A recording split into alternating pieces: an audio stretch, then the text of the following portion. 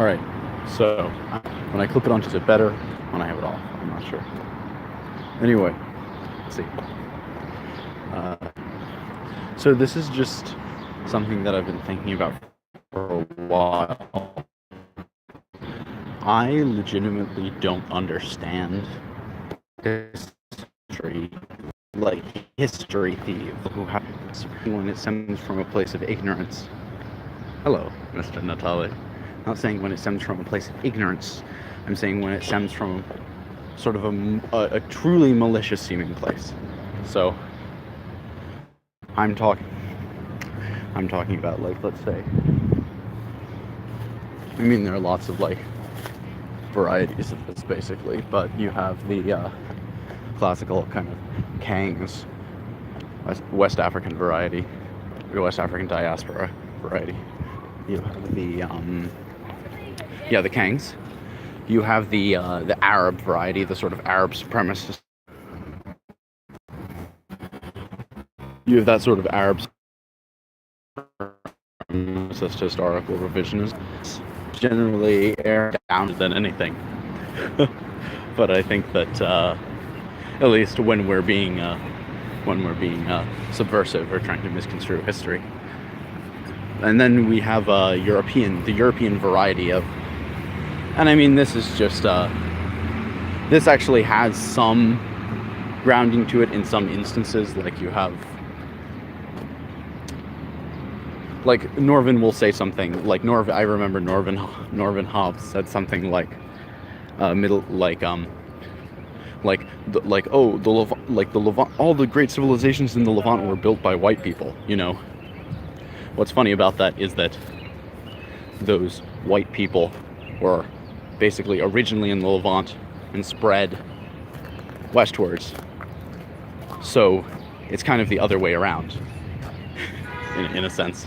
But anyway, what was I saying? I guess the European version, and I mean, if you get just people who basically say, you know, everything in history, it's just the typical Eurocentrism. You know, you got Eurocentrism, Afrocentrism, Arabocentrism, etc. It's just historical revisionism. Point is, I don't really understand why people do this. Yeah, exactly. I don't understand why people do this. I don't understand why, when given the choice between an ahistorical narrative that's more emotionally driven and then a true narrative, they can still be, or a true set of events, they can still be nonetheless shaped into any sort of narrative that you want while still keeping it factual. Which, although that means that, you know, you need to handle a bit more nuance there, you can still have an ironclad, bulletproof narrative, I guess, as it were, without going full OD, we like trying to claim other people's civilizations, trying to claim other people's achievements, etc., etc. Yeah. Anyway, I mean, you see things like, and I don't know. I guess just frankly, I just don't understand the mindset. Is the point of this? I don't know why you're retracting messages. Good morning, Mr. King. Yeah, I just don't understand where people come from when they try to do this. And quite frankly, it's like everyone has their own incredibly rich history. So, like, and when I say that, I'm being genuinely serious. I mean everyone. Like, let's say, like, if you want to know about the West African equivalent, you can look at the channel From Nothing. You can look at the channel Home Team History. Also, I think search for Huru and Holipsism go into history a bit, although they're more politically oriented. Yep. So that's the point. Everyone really has a rich history that they can draw upon. Everyone has ancestors, a tradition, whatever. You don't need to claim other people's things. That's why, fundamentally, I don't understand people who do things besides simply follow the truth. And I mean, there is no real truth. All of history is kind of political and up to interpretation and whatnot. But there's enough to go with, even if you look at like a lot of oral spoken traditions that are passed down. There's enough to go with. There's enough to go with, basically, to form a cohesive awareness of one's own past history, customs, greatnesses, achievements, noble acts, whatever.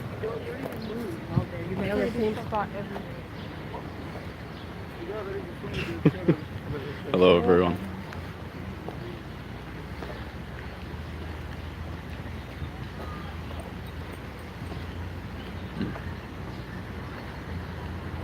So what was I saying? Yeah. I guess again,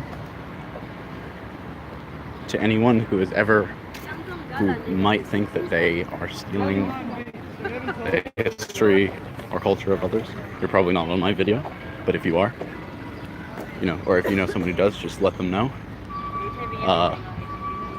There's no reason to do that because you have things of your own, stuff of your own, that is probably not only more authentic, but probably more cool and more interesting to you as a person who is authentically of that tradition and of that ancestry than some other foreign type thing. And again, it's interesting, yeah. Even terms like Hotep, and I'm aware that it's just a term, but it's unnecessarily sort of encroaching into the domain of kind of like Afro-Asiatic sort of Middle East, North Africa culture, and there's no reason to do that because you have an incredibly rich tradition to draw upon of your own.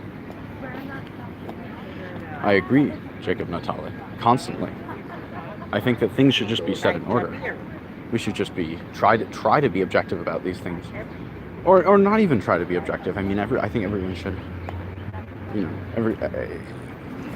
there's room for subjectivity and bias and narrative crafting and sort of like whatever. But at the same time, it's like fundamentally at the end of the day, we should generally just try to be grounded and honest about such things.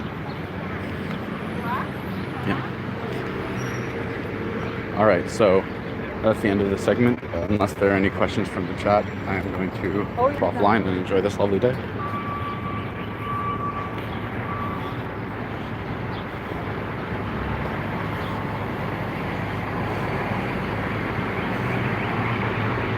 Mr. Natale, I agree. But the problem is that fundamentally, most people, I mean, I'm sure you know this, fundamentally, most people are going to be like that forever and ever, really. Even most quote-unquote intelligent people, most quote-unquote smart people. Judean Standard, no, but I've looked into quite a few of them. I intend on reading some of them once I get some more spare time. I took a look into it. I intend on looking further into it.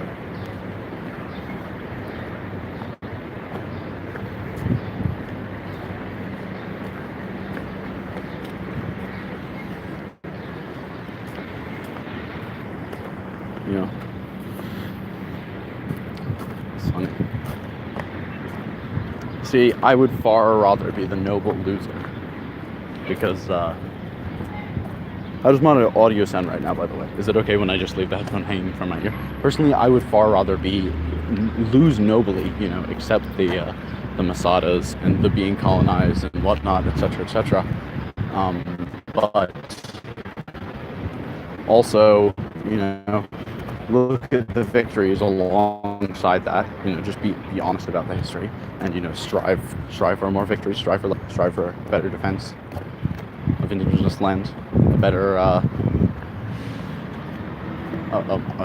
more steadfast determination to autonomy, a less sinful society, less reliance on outside outside assistance, less unnecessary entanglement, especially deliberate entanglement with foreign colonial powers, which will inevitably, most instances, usurp us or use us or betray us. I find that unnecessary.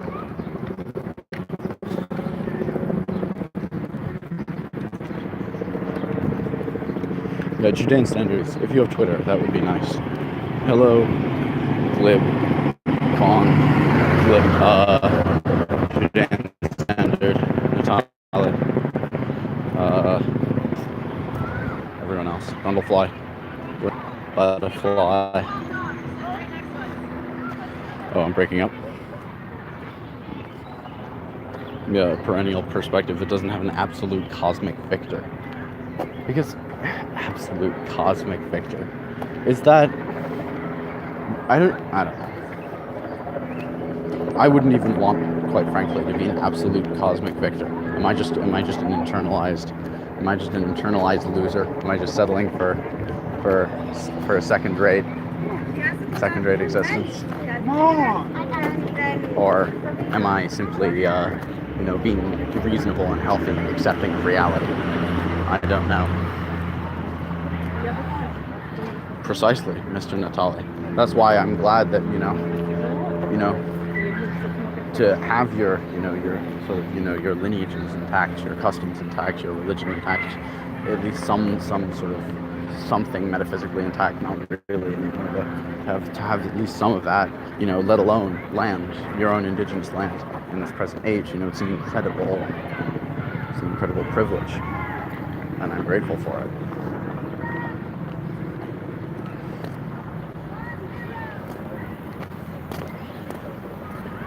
You want to be a people that is at least remembered in the future, if not there.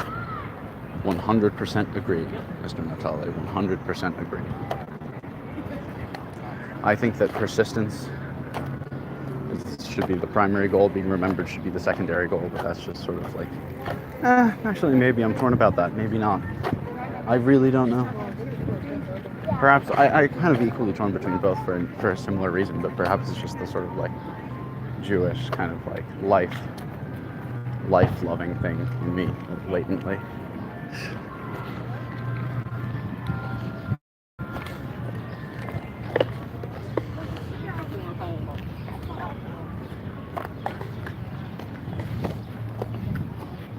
Alright, Central Park, New York City.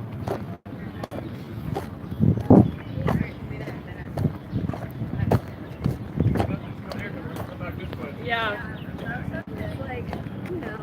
They're actually like not.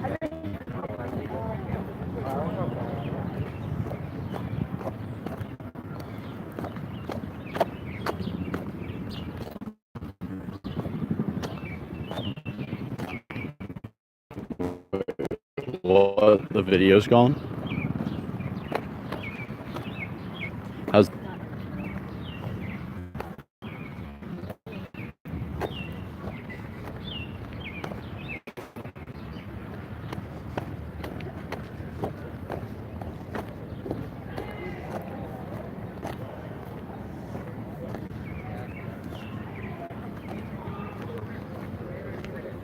Yeah, great day in Central Park. Oh, Jacob Natale. A current losing perspective. What can be done in a situation like that? That is a great question. That is a great question. I'm not intelligent enough to answer without wildly speculating, and I'm not knowledgeable or wise enough either. But I could try to speculate. I'm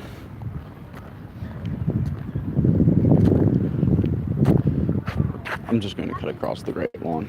That would be nice. Current losing perspective.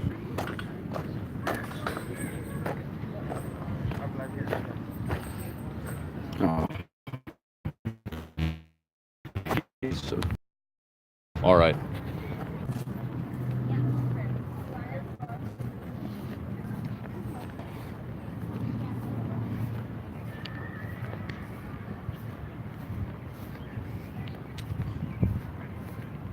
I guess well, like you were saying earlier, you can talk about sort of like, being, well, the historical influence of, something like, whatever you want to call it, like Christendom or the West or like European civilization.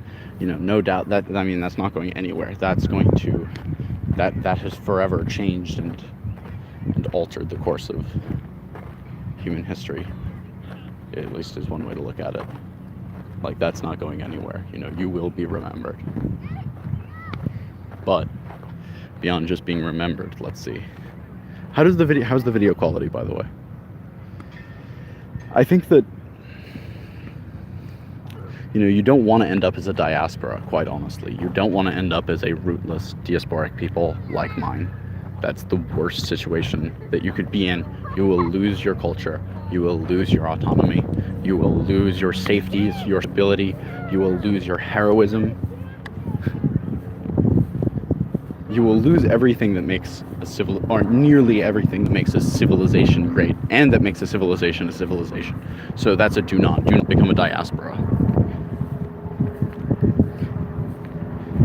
I think maybe, I guess art and culture is, it's like, I mean, that's kind of cliche to say, and of course I'm saying that, but it's also, oh look, not Bethesda. Dead. In fact, you get to see this beautiful. The buffering is just another Central Park frisbee. Indeed. Look at this lovely day. Glib, how's the video?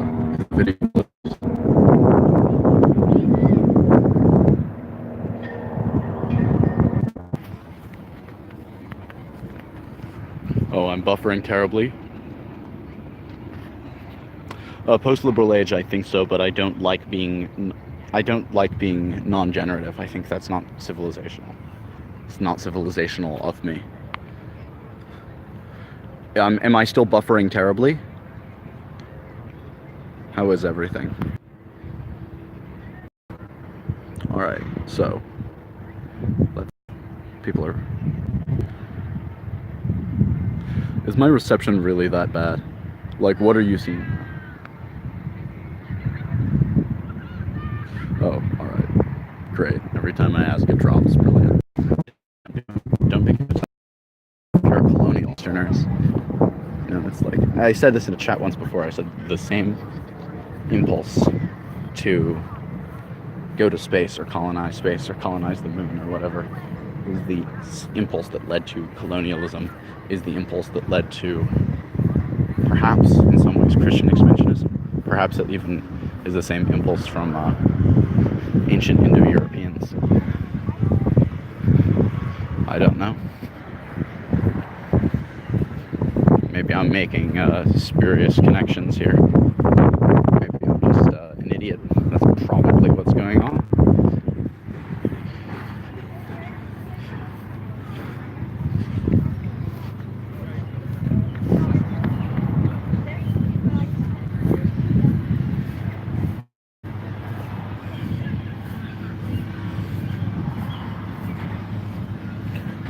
Friends and even brothers. I think perhaps on an individual level, sure.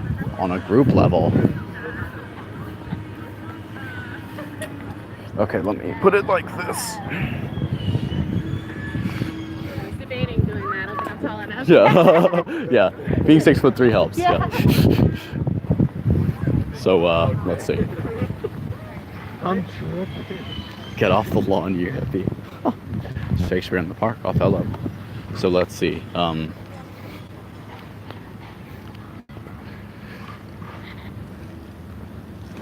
Friends, enemies,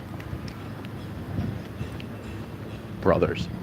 I think that if we are to be honest with ourselves, we know who our cousins are.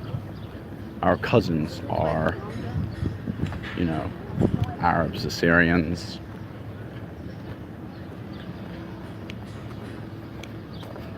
etc.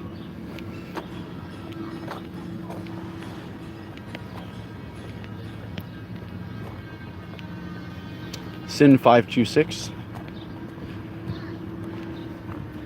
Yes, but you could say the same thing about I don't know, like Japanese people or people from Taiwan or China or yeah. Yeah, although I see what you're saying about the shared thing. Yeah, it is true. Like it makes sense considering. Think about it like this: of all the populations which could be considered exogenous to Europe, I would posit that one of the closest to Europeans already genetically is West Asians, specifically West Asians from the Levant.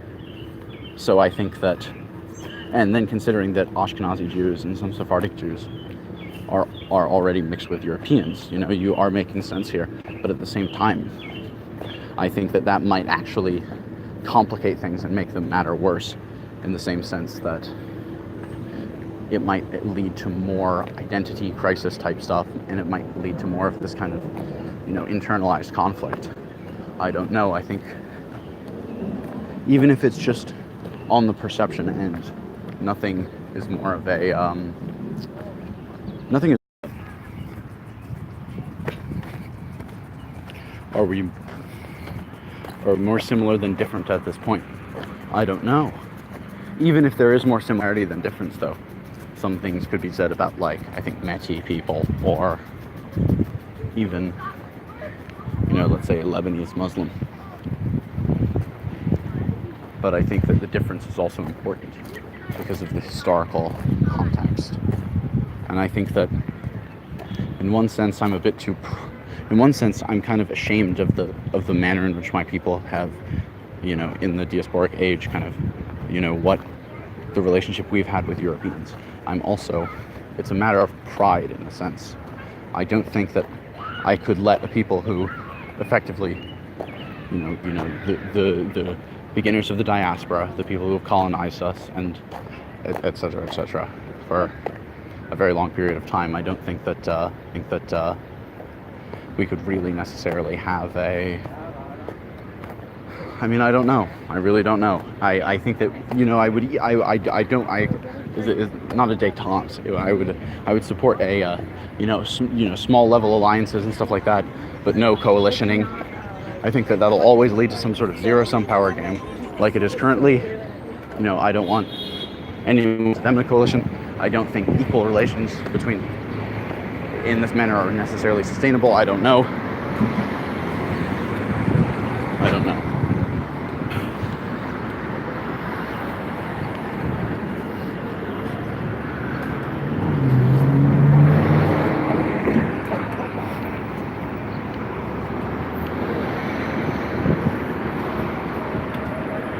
Yeah, I agree with you, Space-Time DCR. There's too much history. It is poor form, in my opinion, and I am too prideful. And yes, I'm aware that is a sin, but I am too prideful to have, a tight buddy relationship with a people who colonized me, began the diaspora, pillaged our cities, literally colonized us, like like Capitolina or whatever it's called. I don't know. That's literally colonialism. It's like of the most egregious variety. I don't care how you dress it up. And frankly, I think that if you're a European, in a lot of ways you have every right to dislike me, to dislike my people, to hate me, to hate my people. That's fine. I don't care, frankly. But I think that, frankly, we're better off separate. And that's the stance that I have generally held for the past few years of my life.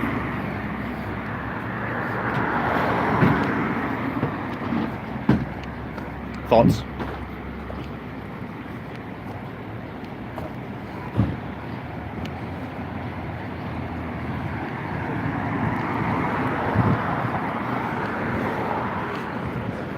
Simply as a matter of principle, as a matter of practicality, sort of pragmatism, logistically speaking, functionally speaking, I think that any sort of